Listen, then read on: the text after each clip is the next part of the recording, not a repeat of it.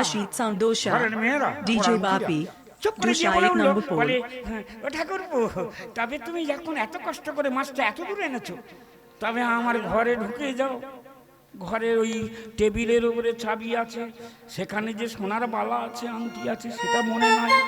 এ বেটা ছুটে গিয়ে চাবি নিতে গিয়ে দেখি মাল তো এখানে। সে কোটা পকেট ভর্তি করে নিয়েছে, সাইকেলটা নিয়ে দুটো ইলিশ মাছ দিয়ে কেটে পড়েছে। দাদা দুপুরবেলা ঘরে গিয়ে বলছে, কি গো সাইকেল কোথায়? বলে কেন, তুমি সেই যে বন্ধু দিয়ে ইলিশ মাছ পাঠিয়েছো? বলে কখন ভাই আসবে? কখন ভাই আসবে? এই তো আসি বলে গেল, কখন ভাই আসবে? এই তো আসি বলে গেল, কখন ভাই আসবে? বরাত নিয়ে দেশে চলে গেছে, বাদ পড়েছে চলে গেছে। তাহলে চোরের ধন কারা খায়? বাদ পড়ে খায়। প্রমাণ হলো ইনি করেছেন। শিব বেটা যেই সামনে এসে দাঁড়িয়েছে, কোনোদিন দেখেনি তো, দেবাদিদেব ভোলানাথ দাঁড়িয়েছে। বল কি চাই? এই বলেছে, বল কি চাই? ও ঠাকুর না মানে যা দিলে হয় দাও। তবু বলতে পারলো না, ও গো দয়াময়, আমি কিচ্ছু চাই না, আমি শুধু তোমায় চাই। এ কথাটা বলতে পারলো না। বলে কি আছে দেবার না, তুমি তাড়াতাড়ি দিয়ে দাও। যেই বলেছে কি যাবার যার, অমনি একটা পরশমণি আসতে, যেটা নাকি বাবা লোহায় ঠেকালে সোনা হয়ে যায়। পরশমণিটা নিয়ে বলছে, এই না, তুমি তো বলছো বড় দরিদ্র, 30 বছর কিচ্ছু খাওনি, এইটা নিয়ে তোমার বাড়িতে তোমার আত্মীয় স্বজনার বাড়ি যা লোহা আছে ঠেকাবে, ঠেকালে সোনা হয়ে যাবে, আর সোনা হয়ে গেলে তুমি বড় লোক হয়ে যাবে। সেই আনন্দে খাওয়া ত্যাগ করে নাচিতে নাচিতে ব্রাহ্মণ ঘরেতে ফিরিল। নাচিতে নাচিতে ব্রাহ্মণ ঘরেতে ফিরিল।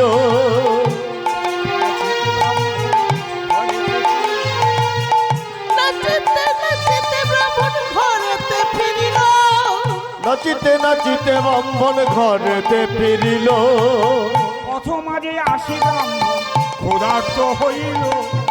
পথ মাঝে আসি ব্রাহ্মণ ক্ষুধার্ত হইল। অনেক রাস্তায় হেঁটে হেঁটে এসেছে, এটা যেন কিরম হচ্ছে। কোথায়? ঘরঘরা নদীর তীরে ব্রাহ্মণের ঘর। ঘরঘরা নদীর তীরে ব্রাহ্মণের ঘর। ঘরঘরা নদীর তীরে ব্রাহ্মণের ঘর। মাগো, কেউ বাড়িতে আছেন? ওদিকে কোথায় রেখে গেছিলাম? ব্রাহ্মণ ভিক্ষায় চলে গেছে, আর মা দরজা আড়াল দিয়ে বসে বসে কাঁদছে আর বলছে কি জানো, ভগবান আমাদের এই যুগলে যেন ভেঙে দিও না। যুগল যেন ভেঙে দিও না। ভেঙে দিও না।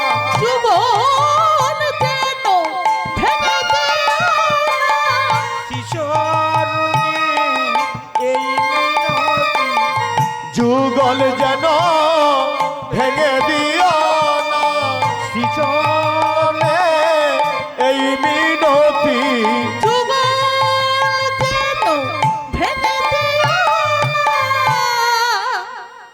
চোখের জলে মেয়েটা কাপড়টা তো পরতে পারছে না, এদিকে টানলে ছেড়ে যায়, ওদিকে টানলে ছেড়ে যায়। কোনো কারণে লজ্জা নিবারণ করে ওই ঘরের ভিতরে ঠাকুরের কাছে পড়ে আছে। তবু একবারও স্বামীর দোষ নাই, কথা স্বামীকে বলেন। কোথায় পাবে বেচারি? ব্রাহ্মণ অনেক দূরে ভিক্ষায় চলে গেছে, ঘরেও ভিক্ষছে। এমনি সময় দরজা থেকে হাঁক এলো। বলি বাড়িতে কেউ আছেন? বাড়িতে কেউ আছেন? ভেতর থেকে শব্দ আসছে, কে বাবা? একটু অপেক্ষা করুন, আমার ঠাকুর মাধুকরী করতে গেছে, আমার ঠাকুর এলে আমি আমি আপনাকে সেবা দিয়ে দেব।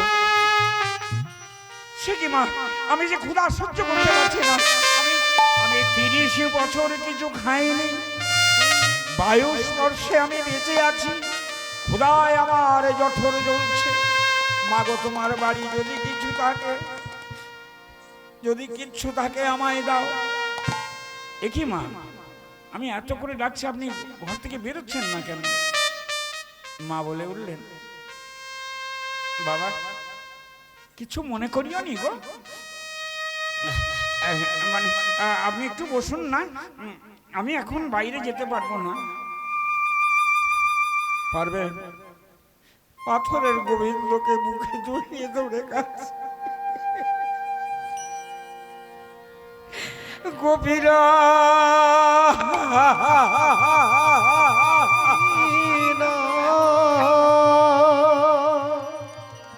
গোপীনা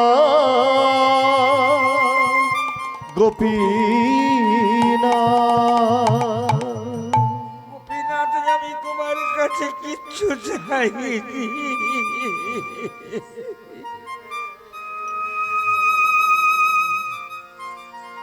চাই না আমার কিছুই দয়া,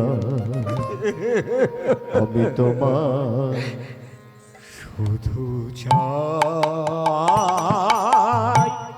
চাই না আমার কিছুই প্রভু, তোমায় শুধু চাই। চাই না আমার কিছুই প্রভু, গোপীনাথ,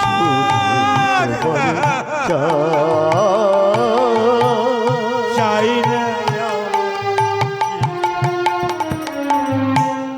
শুধুই তোমায় চাই।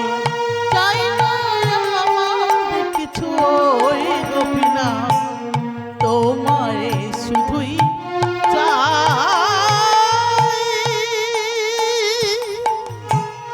নয়নেরও বাড়ি দিয়ে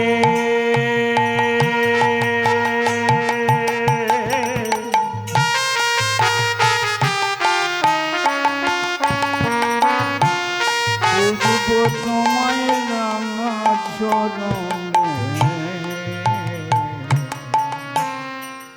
নয়নের বাড়ি দিয়ে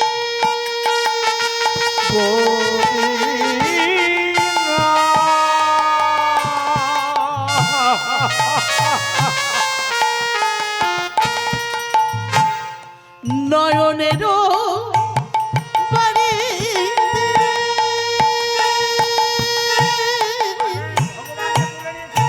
নয়নে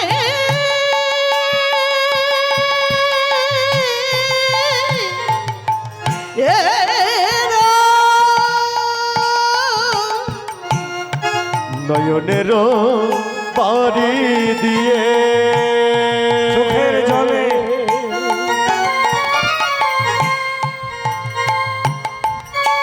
পুজিব তোমার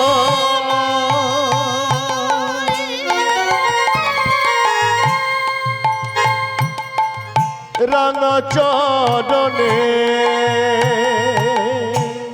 হৃদয়ে মাঝে রাগবো তোমায়, হৃদয় মাঝে রাগব তোমার, হৃদয়ে মাঝে রাগবো তোমায়। আর গোপীনা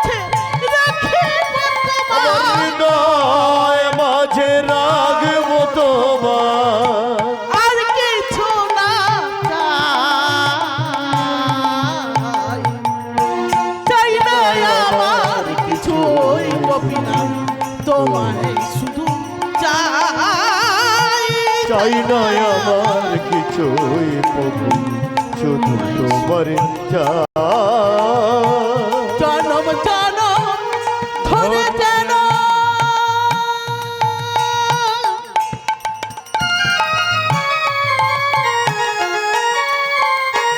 ও হে গোপী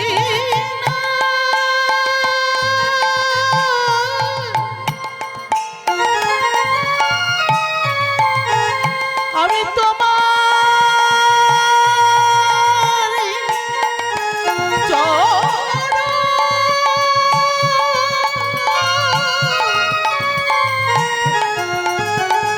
সারে করেছি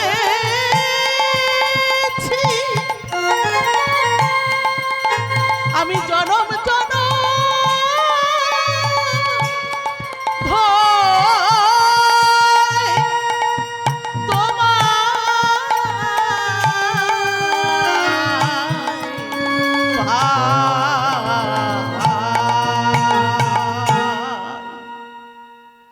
এর তো কাপড়ও নেই, ঘরে এক মুঠো তন্ডুলও নেই। আপনারা পারবেন? ঠাকুর তো দেখা দিয়েছে সরাসরি। ঠাকুরের কাছে হলে কি বলতেন?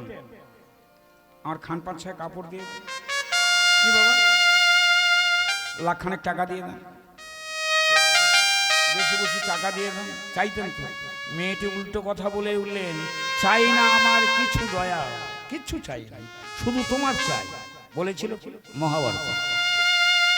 যেদিন আস্তে আস্তে যেদিন কুরুক্ষেত্রের রণ শেষ করে কৃষ্ণ এসে কোন থেকে বলেছিল না, পিসিমা এবার আমি তাহলে আসি, এবার যাই। কৃষ্ণ রে,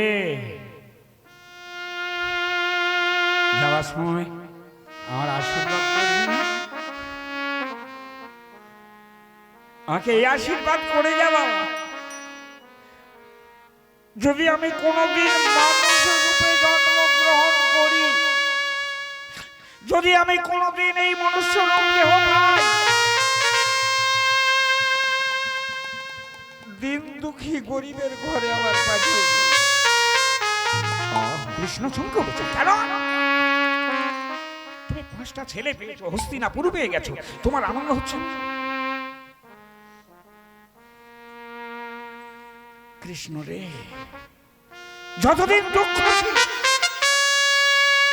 যতদিন আমার অভাব ছিল, দুঃখ ছিল, ততদিন আমাদের কাছে ছিল। আর আজকের আমাদের সব পুড়িয়ে দিয়ে তুই দ্বারকায় চলে যাবি? না না, আমি চাই না। যত দুঃখ আছে, যত আঘাত আছে, এই বুকটাই দিয়ে সব। দুঃখ পেলে আমি জানবো তুমি আমার কাছে আসো, দুঃখ পেলে আমি জানতে পারবো তুমি আমার কাছে আসবে। সুখ থাকলে তুমি আমার কাছে আসবে না, সুখ থাকলে তুমি আমার কাছে আসবে না।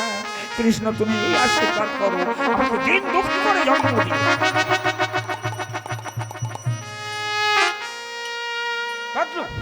জানিয়ে দিই, আমি কিচ্ছু চাই না, শুধু আমরা দুজন যুগল হয়ে থাকতে পারি। দেখুন, যার কাপড় নেই, ছেঁড়া কাপড় পরে বসে আছে, লজ্জায় একজন ব্রাহ্মণ, একজন অতিথি দরজায় দাঁড়িয়ে, যে ব্রাহ্মণটা 30 বছর কিচ্ছু খায়নি, 30 বছর উপোস করে তিনি দরজায় বসে আছেন, আর ব্রাহ্মণী ভিতর থেকে বলছে, আর একটু অপেক্ষা করুন, আমার প্রভু এলে। তবু স্বামীকে দুচ্ছাই করেনি গো, আমার প্রভু এলে যা পাবে তা দিয়ে তোমার সেবা দেব, কথা দিলাম। বলল, মা কতক্ষণ আর বসবো, খিদের জ্বালা, যতটা মোচড় দিচ্ছে, থাকতে পারছি না। বলে, বাবা তুমি, উমা আপনারাও এত গরিব? মনে পড়ে গেছে পাথরের কথা, ও যে ঠেকালেই সোনা হবে, ঠেকালেই সোনা হবে। দাঁড়ান দাঁড়ান দাঁড়ান, দুঃখ বিনা সুখ লাভ হয় কি মহিতে? আস্তে, বাংলা সাহিত্যের ইতিহাস লিখলো, দুঃখ বিনা সুখ লাভ হয় কি মহিতে?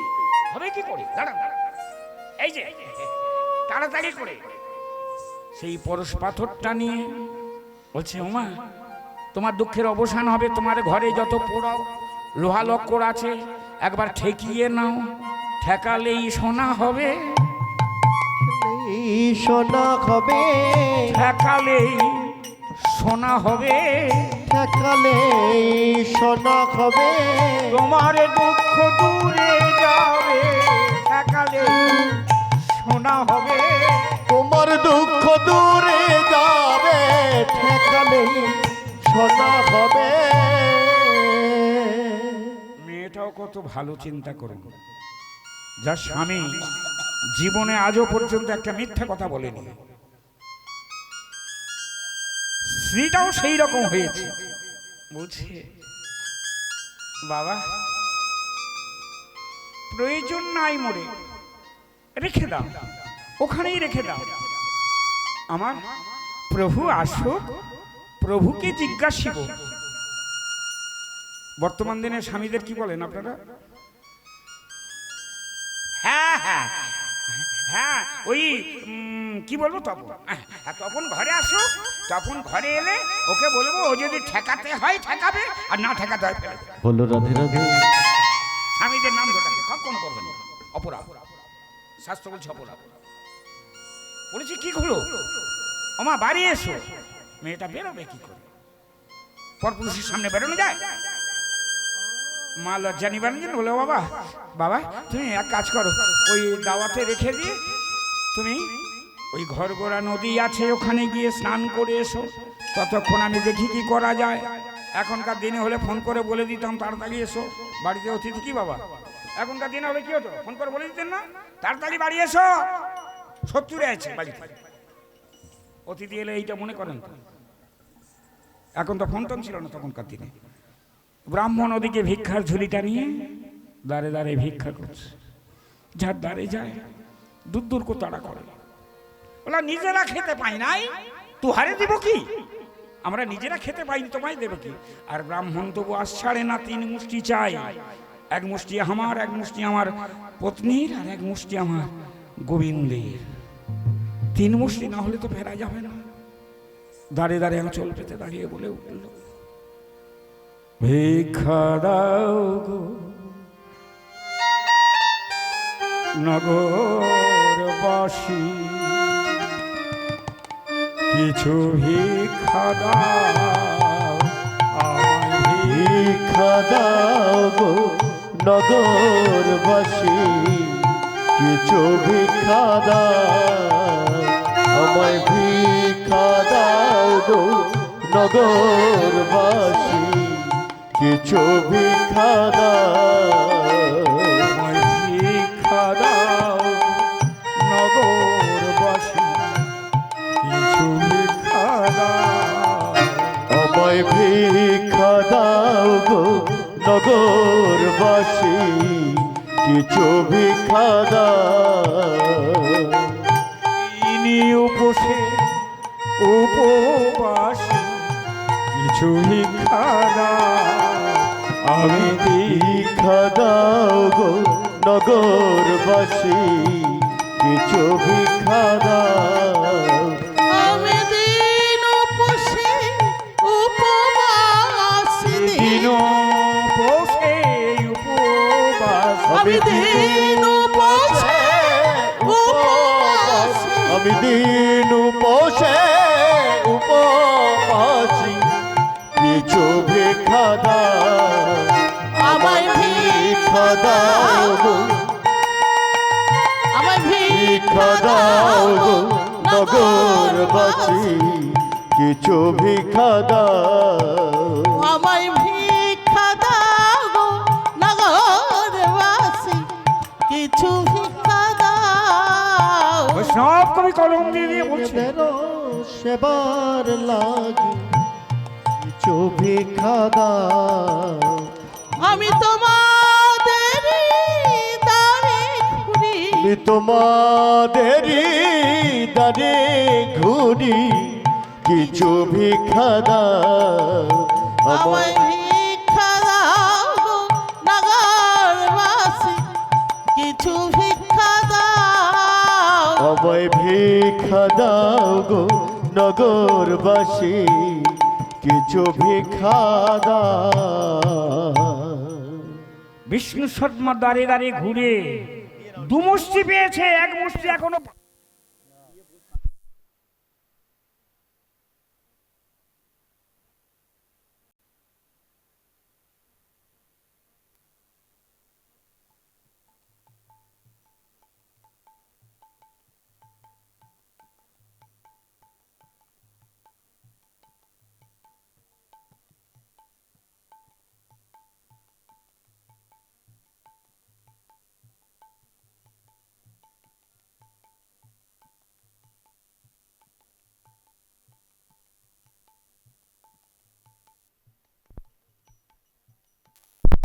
রাধে রাধা গোবিন্দ জয়।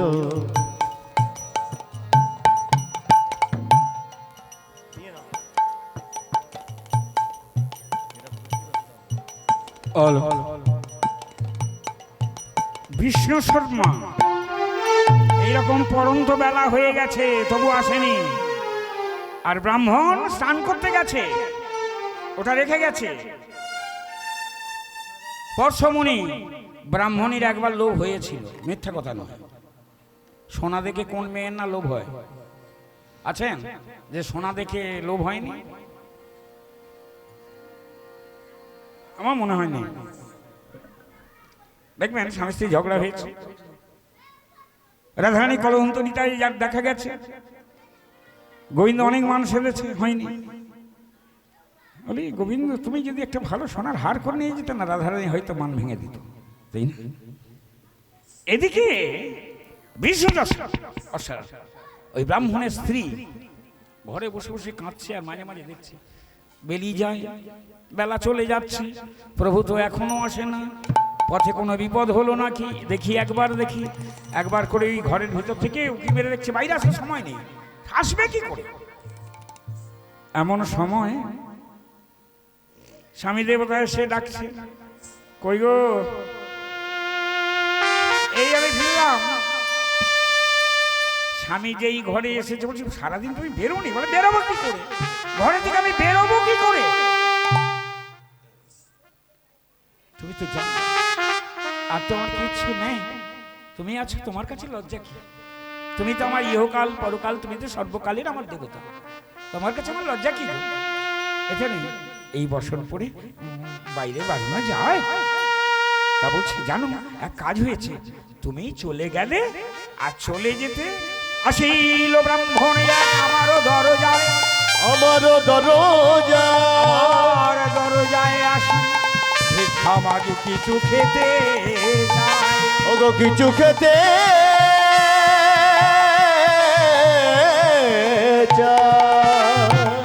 আমার দরজায় এসে বসে না কিছু খাওয়ার জন্য আমাকে বারবার বলছিল।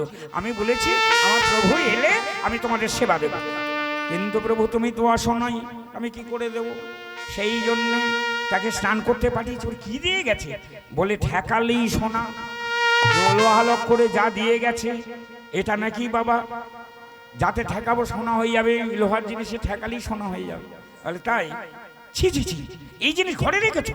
আরে কোথায় রেখেছো? বলে আমি হাত দিইনি বাবা, তুমি না বলা পর্যন্ত। অন্য মেয়ে হলে ঠেকিয়ে নিত, হ্যাঁ স্বামী যা বলে বলুক গে যাক। এখন ব্রাহ্মণ বলেছে একবার পরীক্ষা করে দেখতে পারত, লোহায় ঠেকালে যখন সোনা হয়ে যাবে ঠেকিয়ে দেখতে পারত। সে চিন্তা না করে ঘরে বসে বসে নারায়ণকে বুকে নিয়ে কেঁদেছে, বলছে আমার এই যেন অন্য পদে মতি না হয়, হে গোবিন্দ তুমি আমায় কৃপা করো, তুমি আমার কৃপা করো, তুমি আমার দয়া করো, তুমি আমার দয়া করো। আমি বাইরে বারোই, আমি দেখিনি ওই দাওয়াই পড়ে আছে। বিষ্ণু শর্মা বাইরে এসে দেখলো সত্যি একটা পাথর পড়ে আছে। বললেন কি বহু মূল্যবান জিনিসটা এমনি করে রেখে যায়, এই তুমি এক কাজ করো, আমি চললাম। বলে কোথায়?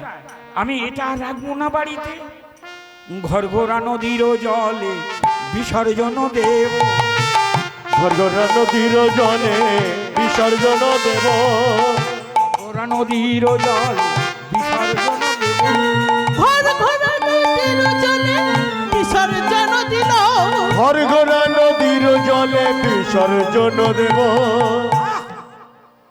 এই যে শোনো না, পরের জিনিসে এরকম তুমি এত ধার্মিক লোক হয়ে বলে চুপ করো, এটা ভালো জিনিস নয়। পরস্ত্রী কাতরতা, তোমাকে নিশ্চয়ই আড়ালে তোমার মুখটা দেখে ফেলেছে, তাই তোমাকে লোভ দেখাবে বলে। জানো এরম লোভ দেখিয়েছিল রাবণ। কি সুন্দর কথা দিচ্ছে, বলেছিল ভিক্ষা দাও, রাবণ বলেছিল না ওই মনের মাঝখানে যেদিন ওই দিয়ে যেদিন রাবণ সীতাকে হরণ করেন, বলেছিল কি জানো, ভিক্ষা দাও। সীতা সব ভুলে গেছিল কখন জানো, যখন সীতাকে বলেছিল মাগো ভিক্ষাটা দেবে, তা তুমি বাইরে এসো। লক্ষণ যে গন্ডি কেটে দিয়ে গেছে, গন্ডির বাইরে তো ভিতরে ঢুকতে পারছে না, তাই বাইরে দাঁড়িয়ে বলছে ভিক্ষা দিতে হয় দাও, না হলে আমি চলে যাব।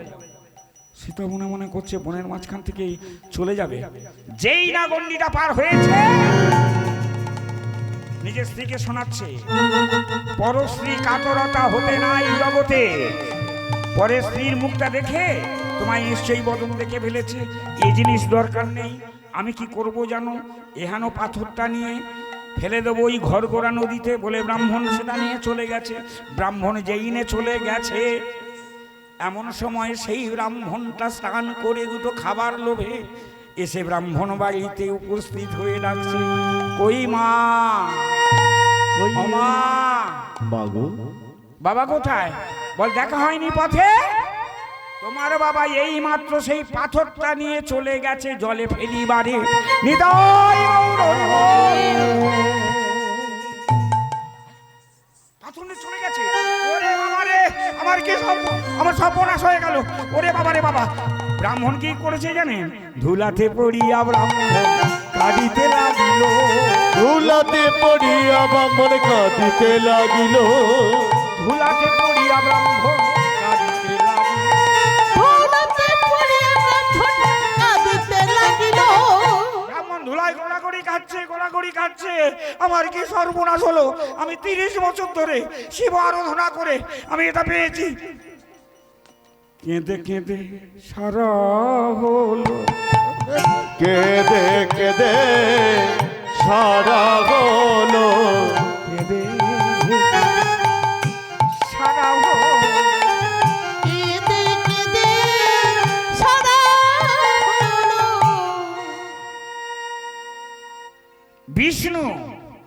বিষ্ণুদাস শর্মা সেটা নদীয়ে ফেলে দিয়ে বলিস ছি ছি, পরশধন ছুঁয়ে ফেলেছে। ঘরগোড়া নদীতে স্নান করে ভিজে বসনে আসছে, কেন পরের জিনিস হাত দিয়েছি বলছে লোভ। হে ভক্তিমতী মায়েরা বাবারা, মানুষের লোভ কখন জন্মায়?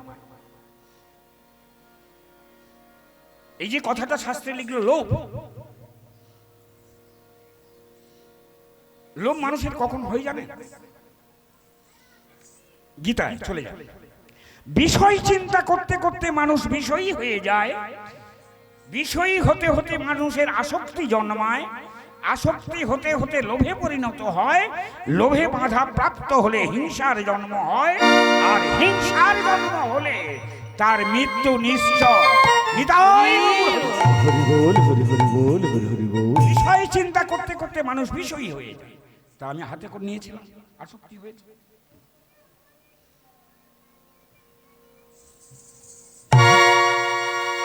দূর করে ফেলে দিল ঘর ঘোড়ার জলে। ঘর ঘোড়ার জলে ফেলে দিয়ে মনে মনে করছে আমি হাতে স্পর্শ করেছি, এতে বোধহয় পাপ লুকিয়ে থাকবে, তার চেয়ে স্নান করে নি। এই বলি সেই ব্রাহ্মণ জলেতে ডুবিল। এই বলে সেই ব্রাহ্মণ স্নান করে নিল। এই বলে সেই ব্রাহ্মণ জলেতে ডুবিল। এই বলে সেই ব্রাহ্মণ জলেতে ডুবিল। জলে ডুব দিয়েছে, ডুব দিয়ে তবু মনে মনে করছিস পরের জিনিসে কেন হাত দিলাম, পরের জিনিস কেন হাত দিলাম, যা হয়েছে। ঘরে আসছে ফিরে, ফিরে এসে দেখছে সেই 30 বছরের সাধক, 30 বছর যে শিব পূজা করেছে, যে শিবকে জাগ্রত করে পরশমণি পেয়েছিল, সে মালখানা গড়িয়ে গড়িয়ে যাচ্ছে আর বলছে ও হে দয়াময়,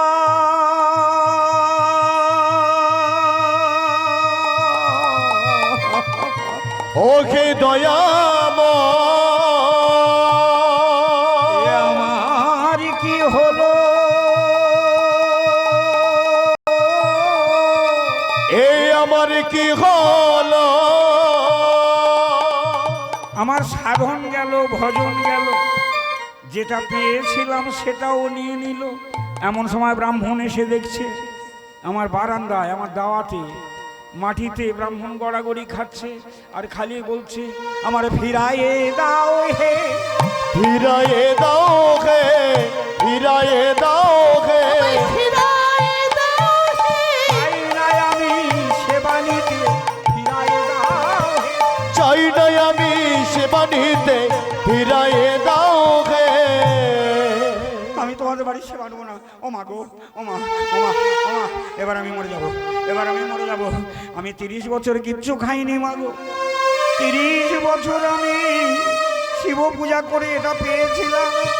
আমার জিনিসটা আমার ফিরিয়ে দাও, তোমাদের বাড়ি খাবো না। ব্রাহ্মণ বলে সেটাও আমি আর তোমার দিতে পারবো না। বলে কেন? এই মাত্রই আমি ফেলে দিলাম ঘর ঘোরানো জলে, এই মাত্র আমি ঘর ঘোরা নদীতে ফেলে দিয়ে আসছি। বলে তুমি কিরম মানুষ চিন্তা করো না, একজন সত্যবাদিতা আর একজন ফকর। তুমি কিরকম মানুষ? তুমি আমার জিনিসটা ফেলে দিলে, এটা কত কঠিন তুমি জানো?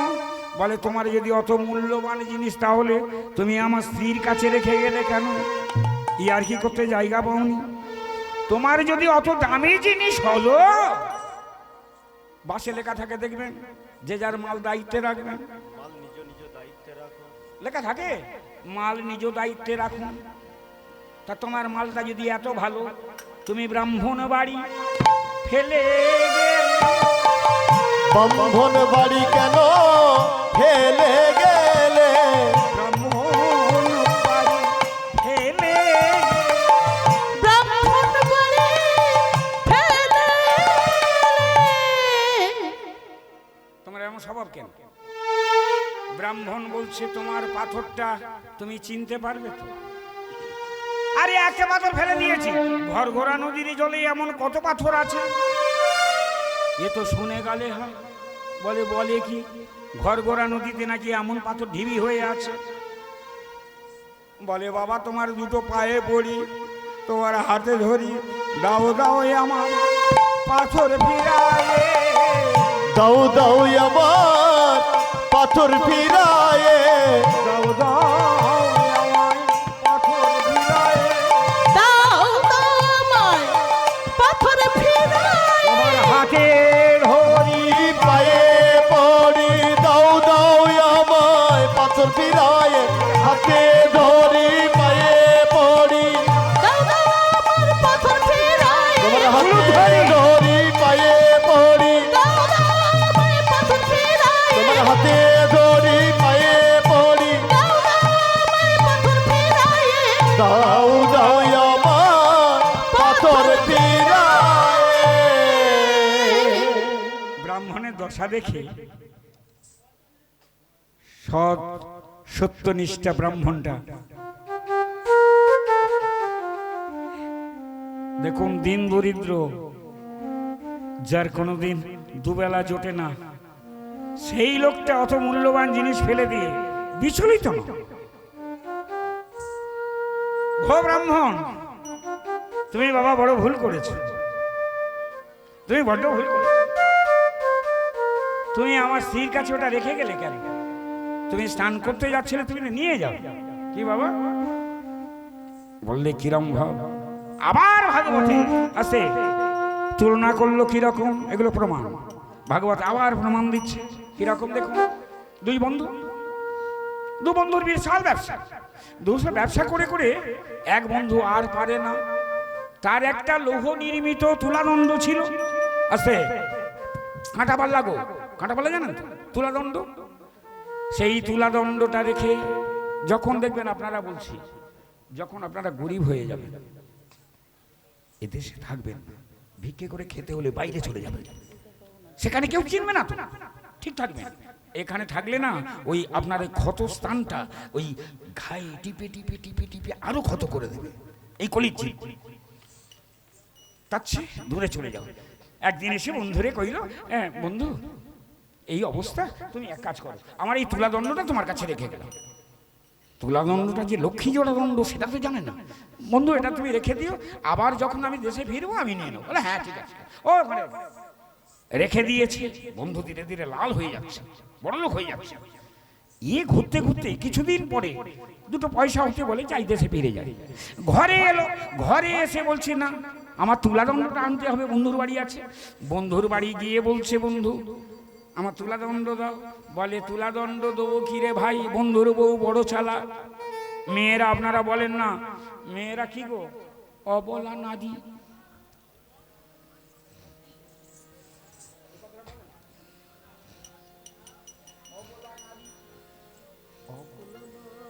এরা কিরম অবলা একটু বলবো? বলো বলো। সময় নেই, পালিয়ে যেতে হবে। অবলা নারী কিরকম অবলা? ছোট করে বলো। কথাটা পুরুষ বলতে পারে না, সেই কথাটা অবলা, মানে পুরুষ যে কথাটা বলিতে পারে নাই নারী সেটা বলতে পারে, এই জন্য অবলা। কিরকম অবলা দেখবেন, এই বন্ধুর কাছে বলেছে, বন্ধুর বয়সে বলছি ঠাকুর পুগু, এই অবলা উদাহরণ। কি বলবো, তুমি সেই তুলাদণ্ডটা ওখানে রেখে গেছো, আমাদের বাড়িতে বড় বড় মুশিকো, মানে কি আচ্ছা ওই বড় বড় মুশিকো ছিল না, একটু একটু করে কেটে কেটে খেতে খেতে তোমার তুলাদণ্ড খেয়ে ফেলেছে। লৌহ নির্মিত তুলাদণ্ড ইঁদুরে খেয়ে ফেলেছে। বন্ধু বুঝতে পেরেছে বন্ধুনির চালাকি, মানে আমার তুলাদণ্ড আমার ফেরত দেবে না বলে কায়দা করছে। বলে বন্ধু তুমি কিচ্ছু মনে করো না, ও যাকে যাক ইঁদুরে খেয়ে নিয়েছে যখন, তাহলে ঠিক আছে, ও কোনো অসুবিধা নেই, কোনো অসুবিধা নেই। তুমি এক কাজ করো, আমি বরঞ্চ একটু স্নান টান করি, আমার জন্য সেবার একটু আয়োজন করো, তাড়াতাড়ি করে পোশাকটা ছেড়ে। বলে এটা রইল। বলে ওটা যখন ইঁদুরে খেয়েছে এটাও খা। জামা কাপড় সব রেখে দিয়ে বলে বন্ধু নিয়ে আমি যাব, তোমাদের নদীর ঘাট আমি ভুলে গেছি, তোমার ছাওয়ালটা দাও। আস্তে আস্তে, খুব গভীর তত্ত্বের কথা, তোমার ছেলেটাকে দাও। এই যা তোর বন্ধু বাবার সঙ্গে চেরান করে আয়। হ্যাঁ বন্ধু বাবার সঙ্গে চেরান করে আয়। তা বলতেই না ওই নিয়ে যাচ্ছে। আর এ মনে মনে করছে তোমার এমন মজা দেখাবো না, তুমি বণিক আমিও বণিক হতে পারি, আমি শূন্য ধন তোমার দিচ্ছি সাইজ করে। আস্তে আস্তে ছেলেটাকে নিয়ে বলে বাবা তুই এখানে বস, উনি এখানে রোদ্দুর লাগছে, এই গর্তের ভিতরে বস। গর্তের ভিতরে বসিয়ে দিয়ে একটা টিলা মানে পাথর চাপা দিয়ে ব্যাস বন্ধু চলে এসছে। বন্ধু আসছে, বলে কি গো আমার ছেলে? বলে কি বলবো দিদি, কাঁদছো কেন? বলে কি বলবো আমি, কি বলবো আমি, তোমার ছেলেটা নদীর পাড়ে বসিয়ে দিয়েছিল। যেই আমি জলে নেমেছি, যেই আমি জলে নেমে ডুববো, কোথা থেকে বড় একটা চিল এসে তোমার ছেলেটা তুলে নিয়েছ। ও বাবা গো, তুমি কি সর্বনাশের কথা বললে? ছেলে চলে গেছে? হ্যাঁ আমার এত বড় ছেলে, তাকে ছিলেনে চলে গেছে। বলে দিদি কিচ্ছু মনে করো না, যে দেশের ইঁদুরেরা লোহার নির্মিত তুলাদণ্ড খেতে পারে, সে দেশের চিল একটা ছেলে খেতে পারবে না। কি বাবা কথাটা খারাপ বলেছে? রাজার কাছে বিচার হলো, সবাই জানে ওর ফাঁসি হবে, ও ছেলে চুরি করেছে। যেতে রাজার কাছে একটা জিজ্ঞাসা করছে, মহারাজ আমার একটাই নিবেদন, আপনি যা শাস্তি দেবেন আমি তাই মেনে নেবো। বলে কি বলো? বলছে যে দেশের ইঁদুরেরা মুশিকরা লোহার নির্মিত তুলাদণ্ড খেতে পারে, সে দেশে চিলকি একটা ছাওয়াল খেতে পারেন। কি বললে? কথাটা খুলে বলো। মহারাজ আমি যখন গরিব হয়ে গেছিলাম একটা তুলাদণ্ড আমার বন্ধুর কাছে রেখে গেছিলাম, আজকে চাইতে যেতে বন্ধুনি বললো সেটা ইঁদুরে খেয়ে ফেলেছে, নষ্ট করে দিয়েছে। আমি তাই বুদ্ধি করে ছেলেটাকে নিয়ে গেছিলাম স্নান করতে। বলে ছেলে কোথায়? বলে ছেলে চিলে নিয়ে গেছে। ছেলে চিলে নিয়ে গেছে। তুলাদণ্ড যেমন লুকোনো আছে, তোমার ছেলেটাও তেমন লুকোনো আছে। নিতাই গৌর হরি হরি হরি বল, হরি হরি বল। চরণে সারে করে